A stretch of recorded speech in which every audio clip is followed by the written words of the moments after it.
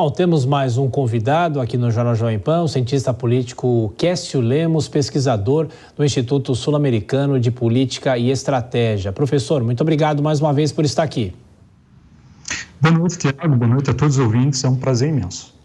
Bom, professor, a gente vem discutindo sobre a possibilidade da diplomacia evitar algo pior no conflito no Oriente Médio. Eu pergunto, o senhor também tem toda essa especialidade nessa discussão estratégica. O senhor acha que é algo possível com pedidos de cessar-fogo ou é algo inevitável? Teremos nas próximas horas ou dias essa incursão de Israel, lembrando que a área está também não só com civis, mas também com reféns do Hamas.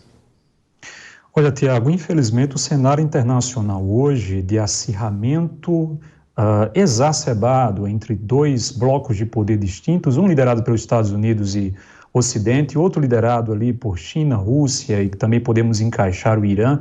Nesse momento de redefinição da ordem internacional, de redistribuição do poder internacional, esse tipo de conflito é muito difícil de ser resolvido pela diplomacia, né? Então, por quê? Porque esse conflito em si, por mais que carregue um contexto histórico evidente, uma disputa territorial que continua há décadas, mas esse time especificamente, e o fato do Hamas hoje ser uma proxy do Irã, o Hamas ele não tem uma autonomia política e estratégica.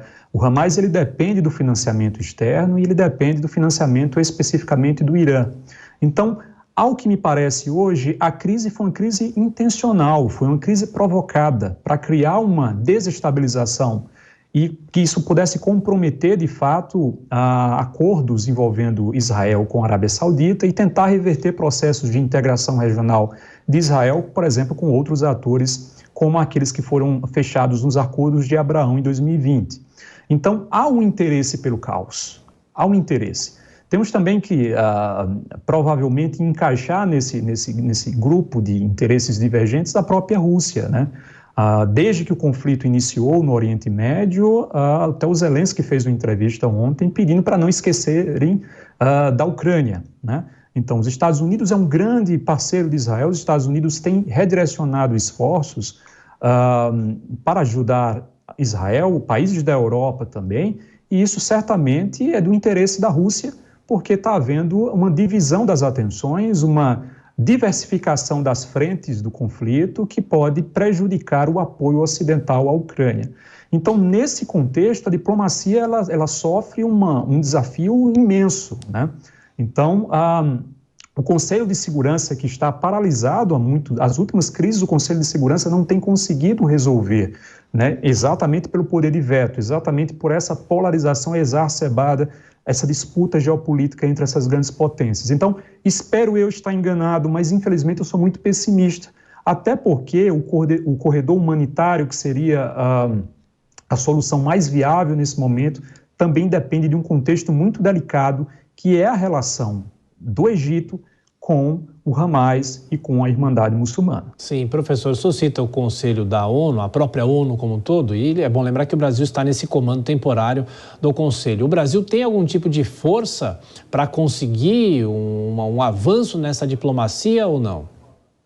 Historicamente, o Brasil teria todas as credenciais de iniciar uma discussão factível e que gerasse resultados propícios para esse conflito. O Brasil, o Oswaldo Aranha estava na Assembleia Geral da ONU, que delimitou pela a partilha do território entre dois estados. O Brasil tem boas relações com Israel, o Brasil tem boas relações também com o governo, principalmente a autoridade palestina. Então, em tese, teríamos sim voz e teríamos sim um arcabouço e um contexto moral para referendar essa posição. Mas, repito, o contexto geopolítico de disputa entre grandes potências dificulta em muito a atuação do Brasil nesse momento, principalmente em um contexto em que as potências, os 5 membros permanentes do Conselho de Segurança têm poder de veto. Então, o consenso é muito difícil.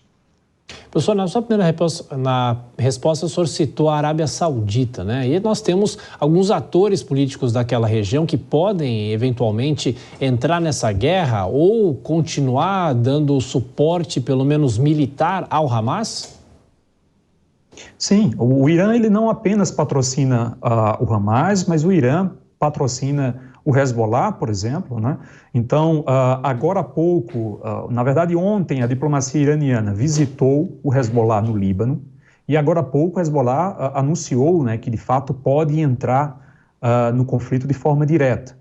Isso não se sabe ainda se será apenas uma distração para tentar dividir, abrir duas frentes e dividir as forças israelenses para evitar que esse ataque se concentre na faixa de Gaza, ou se porventura isso pode escalar. Lembremos que o Hezbollah tem um poder bélico muito maior do que o Hamas.